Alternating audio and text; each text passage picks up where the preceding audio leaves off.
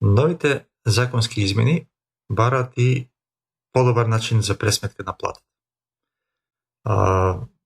Ако добро се сеќавате, имаме начин на пресметка на напред и на назад.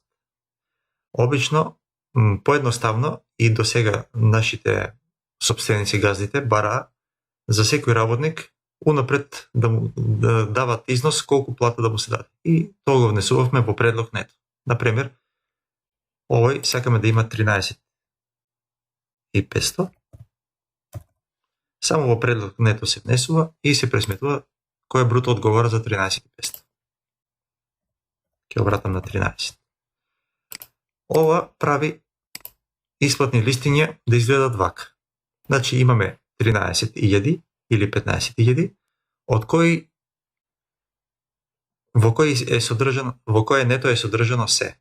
И минатиот труд, и другите додатоци, работа, викенд, ноќна работа и така натаму, преку времена.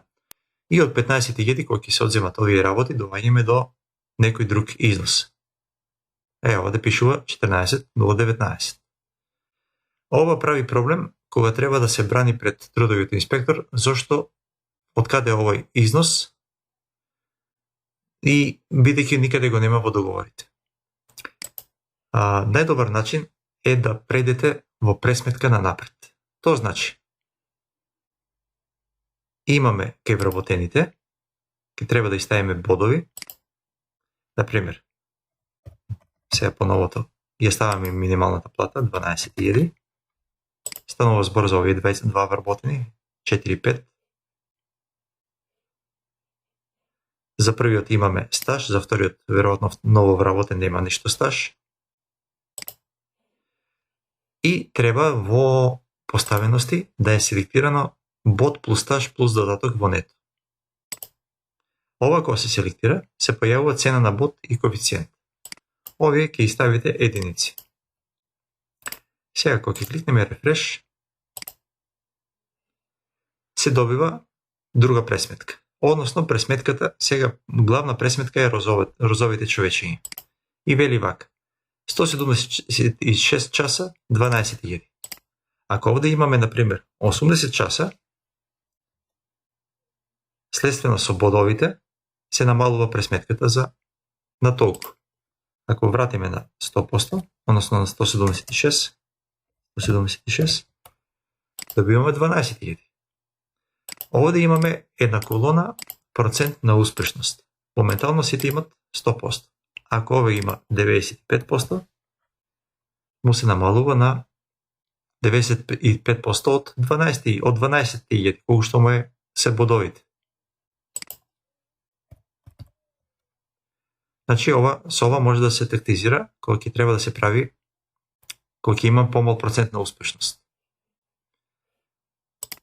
Значи, веќе имаме плата бод, сега стажот одговара на оваа плата. Значи, ако погледаме исплатното листе, 12.000 основна плата, од кои 7% е 840 денари. 12 плюс 840 е 12.840 ефективна нето плата. Брутото се пресметува за 12.840. Сега доаѓа прашањето. Сакаме да исплатиме повисока плата од 12.000, а во договорот имаме 12.000. Затоа ќе се послужиме со додатоци. Ќе внесеме нов додаток со плюс 1.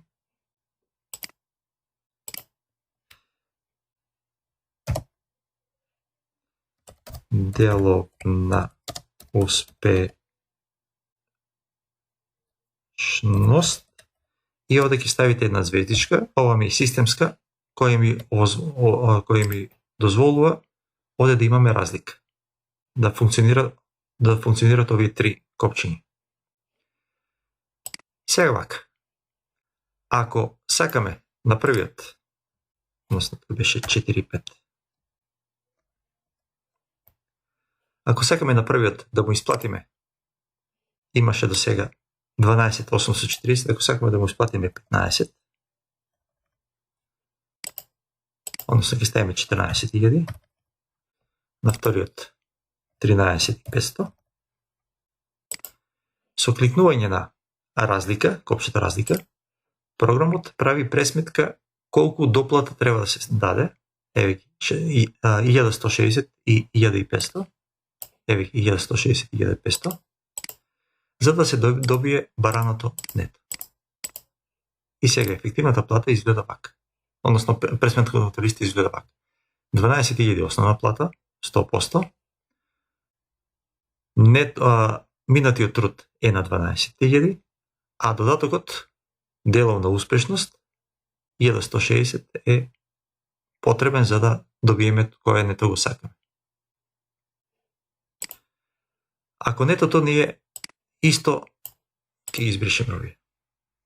Ctrl-Delete.